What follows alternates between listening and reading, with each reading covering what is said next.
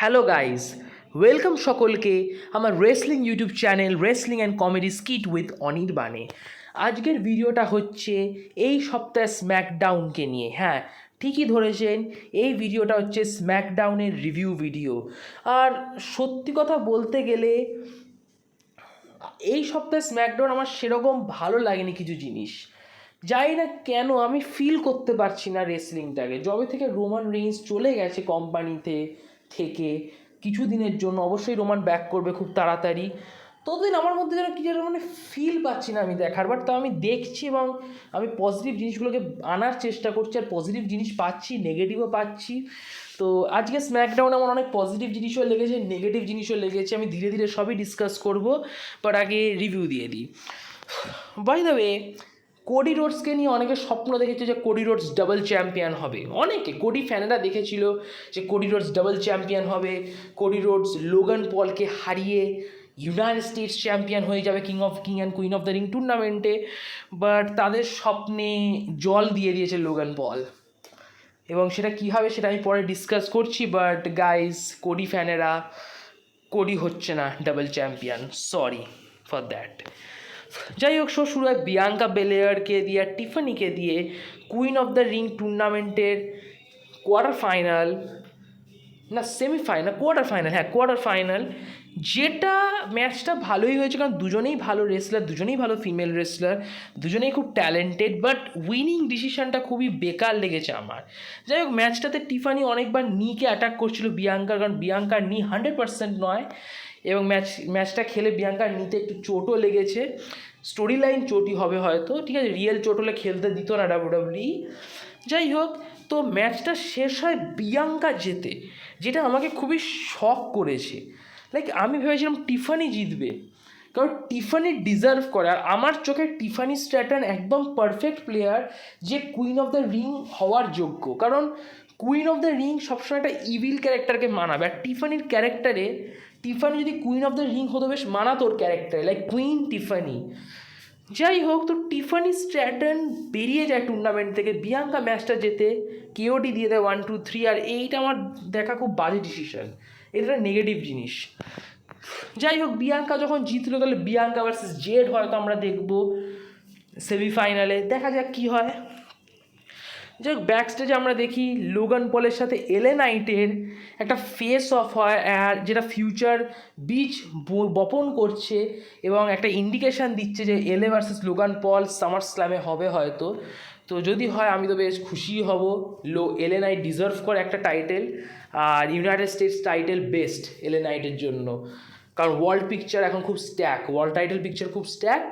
So LA Knight versus Logan Paul summer স্ল্যামে, yes, আমি full on ready আছি। যাই হোক, তারপর তামা তঙ্গার সাথে এলএ নাইটের ম্যাচ হয়। আর এই ম্যাচটা আমি কিছু বলতে চাই, ম্যাচটা আমার ভালো লাগেনি, কোনো একটা কারণে ম্যাচটা ভালো লাগেনি। ম্যাচটা আমার খুব স্লো লাগছিলো, বোর লাগছিলো, কেন কি জানি ফিল করতে পারছিলাম না। যাই হোক, তামা তঙ্গা ভার্সেস এলএ নাইট ম্যাচ হলো, যেটা কিং অফ দ্য রিং টুর্নামেন্টের অংশ ছিল, কোয়ার্টার ফাইনাল ম্যাচ ছিল। এবং যে ম্যাচটা এলএ নাইট ভালো পারফর্ম করেছিল, মনে হচ্ছিল এলএ নাইটই জিতবে, এবং সেটাই সবচেয়ে লজিক্যাল ছিল, কারণ এলএ নাইটের ফ্যান ফলোয়িং খুব বেশি। সো এলএ নাইট যদি ম্যাচটা জেতে তাহলে আরও বেশি পপুলারিটি হতো। বাট যাই হোক, আমার ফিনিশটাও খুব অদ্ভুত লেগেছে, আর ডিসিশানটাও অদ্ভুত লেগেছে। সো এলএ নাইট ডিস্ট্র্যাক্ট হয়ে যায় এবং সোলোর দিকে নিজের মনোযোগ দিয়ে দেয়, নিজের সমস্ত মন প্রাণ সব সোলোকে দিয়ে দেয়, আর ডিস্ট্র্যাক্ট হয়ে যায়। যখন এলএ নাইট রিংয়ের ভেতর আসে, তখন এলএ নাইটকে টামাটঙ্গা তার ফিনিশিং মুভ দিয়ে দেয়, যেটা খুবই উইয়ার্ড দেখতে, লাইক খুবই অদ্ভুত টাইপের একটা মুভ। বাট যাই হোক, ওটাই নাকি টামাটঙ্গার ফিনিশিং মুভ। তো ওই মুভটা দেয় টামাটঙ্গা এলএ নাইটকে, আর 1-2-3 হয়ে যায়, এলএ নাইট পিন খেয়ে যায়। সো টামাটঙ্গা দুদিনের আসার ছকরা এলএ নাইটকে পিন দিয়ে দিল। নেভার মাইন্ড, ডাব্লিউডাব্লিউ যেটা ভালো বুঝবে সেটাই করবে। যাই হোক, টামাটঙ্গা কোয়ালিফাই করে গেল সেমিফাইনালের জন্য। ব্লাড লাইন, রেইস, স্টল বা কি একটা বলে, ব্লাড লাইন দাঁড়িয়ে থাকলো, টল। যাই হোক, ভুলভাল বকবো না, বক্তব্যগুলো তাড়াতাড়ি শেষ করব, কারণ ভিডিও লম্বা হয়ে যায়। নাও এলএ নাইট আর কার্মেলোর মধ্যে একটা ফেস অফ হয় ব্যাক স্টেজে। কার্মেলো অ্যাকচুয়ালি এলএ নাইটকে ভেঙায় যে এলএ নাইট তুমি তো পারলে না, তুমি বলেছে তুমি নাকি পারবে, তুমি তো পারলে না, তুমি তো আমার কাছেই হেরে গেলে এবার দেখো আমি র্যান্ডিকে হারিয়ে কোয়ালিফাই করবো, হা। তো কার্মেলো আর এলের মধ্যে একটা বচসা শুরু হয়, এলে কার্মেলোকে ধাক্কাও মারে, তো অনেকে তারপর রেফারি এসে কার্মেলো আর এলেকে আটকায়, দুজনকে আলাদা করে। সো ইন্টারেস্টিং জিনিস, এলে নাইট ভার্সেস কার্মেলো হায়েস, এই রাইভালরিটাও খুব শীঘ্রই আমরা দেখতে পারবো। কারণ আমার মনে হয় LA versus Logan Paul summer স্ল্যামে হবে ইউএস টাইটেলের জন্য। সো সামার স্ল্যাম থেকে king and queen of the রিংয়ের মধ্যে যে ডিফারেন্সটা, সেই ডিফারেন্সটা হয়তো আমরা এলে নাইটের সাথে কার্মেলো হাইসের রাইভালরি দেখব, যেটা ভালো হবে, আশা করছি ভালোই হবে, কারণ দুজনেই বেশ ভালো। যাই হোক, দেন লোগান পল আসে তার ইউএস টাইটেল নিয়ে, এবং কোডি রোডসও আসে তার আনডিসপিউটেড ওয়ার্ল্ড টাইটেল নিয়ে, এবং দুজনের মধ্যে একটু কথাবার্তা হয় যেখানে কোডি বলে লোগানকে যে লোগানকে দেখিয়ে দেবে যে ও কে, ও হচ্ছে একটা ট্রু ডাব্লিউডাব্লিউ ফ্যান, ও লোগান পলের মতো না, লোগান পল ট্রু ফ্যান নয়, বাট কোডি রোডস মনে করে ও ট্রু ফ্যান। আর কোডি রোডস দেখিয়ে দেবে যখন কোডি রোডস হয়ে উঠবে সৌদি আরবে ডাবল চ্যাম্পিয়ন, জীবনে প্রথমবারের জন্য গ্র্যান্ড স্ল্যাম চ্যাম্পিয়ন। কিন্তু যখন কোডি এগুলো ডায়লগ দেয় তখন লোগান পল হেসে ফেলে, এবং লোগান পল বলে যে ওয়েল আমি এই কন্ট্রাক্ট মানি না, বলে কন্ট্রাক্টটা ছিঁড়ে ফেলে, লিটারালি লোগান পল ভাই কন্ট্রাক্ট ছিঁড়ে ফেলে লোগান পল। তারপরে লোগান পল সবচেয়ে বড় টুইস্ট রিভিল করে এই হোল রাইভালরির, এবং সেই টুইস্টটা হচ্ছে যে লোগান পল কখনোই চায়নি ইউএস টাইটেল লাইনে আসুক, ওর বক্তব্য ছিল ও কোডিকে ফেস করবে কোডির টাইটেলের জন্য, বাট ও টাইটেল লাইনে রাখবে না, ঠিক আছে। তো এবং সেটার জন্যই ও ওর লয়ারকে ডেকেছে, ইয়েস ওই সাদা কোট পরা না কি গ্রে কোট পরা, ওই গ্রে কোট পরা ছেলেটা হচ্ছে, গ্রে কোট পরা লোকটা হচ্ছে লোগান পলের লয়ার। তো সেই লয়ারকে লোগান পল ডেকেছে, বেস্ট লয়ার সিটির। কেন ডেকেছে? এই কন্ট্রাক্ট বানানোর জন্য, যে কন্ট্রাক্টে লোগান পলের ইচ্ছা মতো ক্লজ থাকবে, এবং সেই ক্লজ অনুযায়ী ম্যাচটা হবে, এবং ম্যাচটা হবে শুধুমাত্র একটা টাইটেলের জন্য, কোডির টাইটেলের জন্য। লোগান পলের টাইটেল ডিফেন্ড হবে না। এটা শুনে নিক অল্ডিস তো খুবই রেগে যায়। নিক অল্ডিস বলে লোগান পলকে যে দেখো তুমি বাড়াবাড়ি করছো লোগান পল, এটা আনপ্রফেশনাল, এবং আমি এটা মোটেও সহ্য করবো না, তোমাকে তোমার ইউএস টাইটেলও লাইনে রাখতে হবে, ব্লা ব্লা ব্লা। তো কোডি তো তোমার লয়ার থ্রেট করে, লোগান পলের লয়ার থ্রেট করে নিক অ্যান্ডলিসকে যে আমি কিন্তু লিগাল ওয়ের সাহায্য নেবো হোয়াট এভার। সে তো কোডি নিক অ্যান্ডলিসকে বুঝিয়ে শুনিয়ে বের করে দেয় রিং থেকে যে আমি সব দেখে নিচ্ছি ব্যাপার, তোমায় চিন্তা করতে হবে না, আমি লয়ারকে চিনি, খুবই ডেঞ্জারাস লয়ার।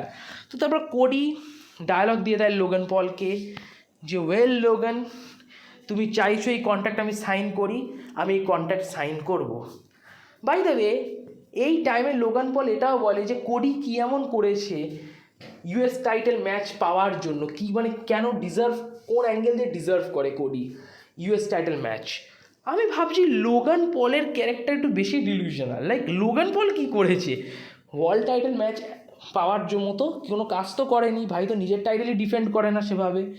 যাই হোক, তো লোগান পল বলে যে আমি সব কিছু করে দেখিয়েছি, আমি ডিজার্ভ করি সব টাইটেল জেতা, বাট কোডি ডিজার্ভ করে না আমার টাইটেল জেতা, আমি কোডির টাইটেল জেতাটাও ডিজার্ভ করি, আমি ডাবল চ্যাম্পিয়ন হবো, ব্লা ব্লা ব্লা। এইগুলো হচ্ছে লোগান পলের স্বপ্ন। তো কোডি রোডস কী করে, কোডি রোডস লিটারালি কন্ট্রাক্টটা সাইন করে দেয়, এবং সাইন যখন করে কোডি রোডস তখন লোগান পল কোডিকে পিছন দিয়ে মারতে যায়, বাট কোডি ডাক হয়ে লোগান পলকেই পিটিয়ে দেয় এবং রিং থেকে বের করে দেয় লোগান পলকে কোডি।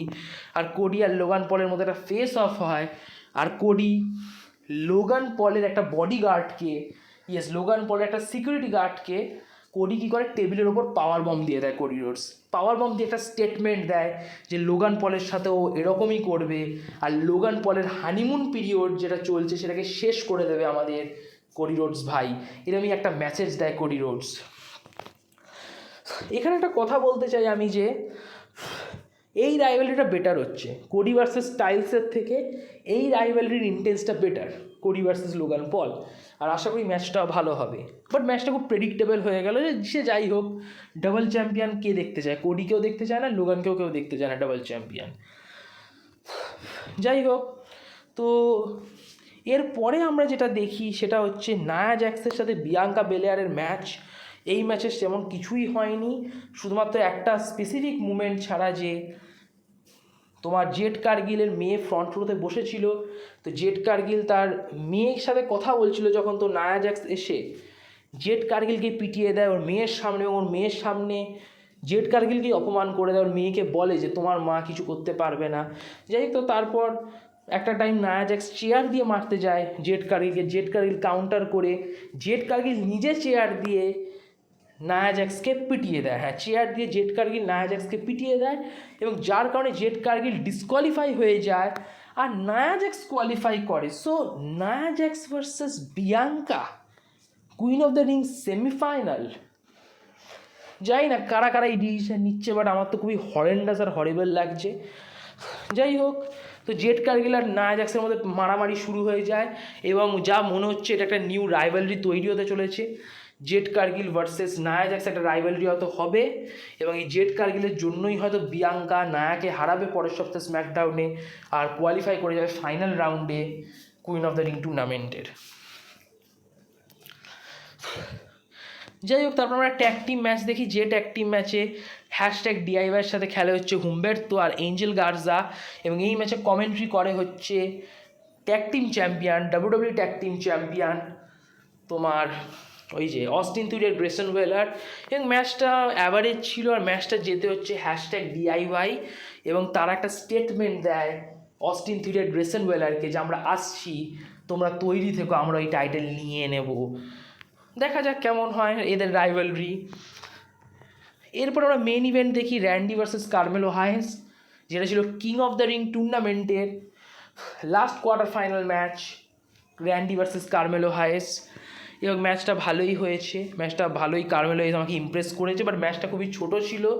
যাই হোক, র্যান্ডি ওর্টন একটা মিডিয়ার আর্কেও দেয় কার্মেলো হায়েসকে, কার্মেলো হায়েসকে মিডিয়ার একটা আর্কেও দিয়ে দেয়, র্যান্ডি ওর্টন দেন কভার করে দেয়, 1 2 3 করে দেয়, র্যান্ডি ওর্টন ম্যাচটা জেতে, এবং র্যান্ডি ওর্টন ম্যাচটা জিতে কোয়ালিফাই করে যায় সেমিফাইনাল রাউন্ডের জন্য, যেখানেও পরের সপ্তাহে স্ম্যাকডাউনে খেলবে ব্লাড লাইনের টামাটঙ্গার সাথে। তো টামাটঙ্গা ম্যাচ শেষে আসে, সোলো সিকো আর টঙ্গালোয়াকে নিয়ে, পল হেম্যানকে নিয়ে, সবাইকে নিয়ে তামাতঙ্গা আসে ম্যাচ শেষ হয়ে যাওয়ার পর, এবং র্যান্ডি ওর্টনকে একটা মানে কি বলবো, র্যান্ডি ওর্টনকে মানে ইঙ্গিত দেয় যে ও র্যান্ডির জন্য আসছে, আর পরের সপ্তাহে স্ম্যাকডাউনে ও র্যান্ডিকে দেখাবে যে ও কী জিনিস।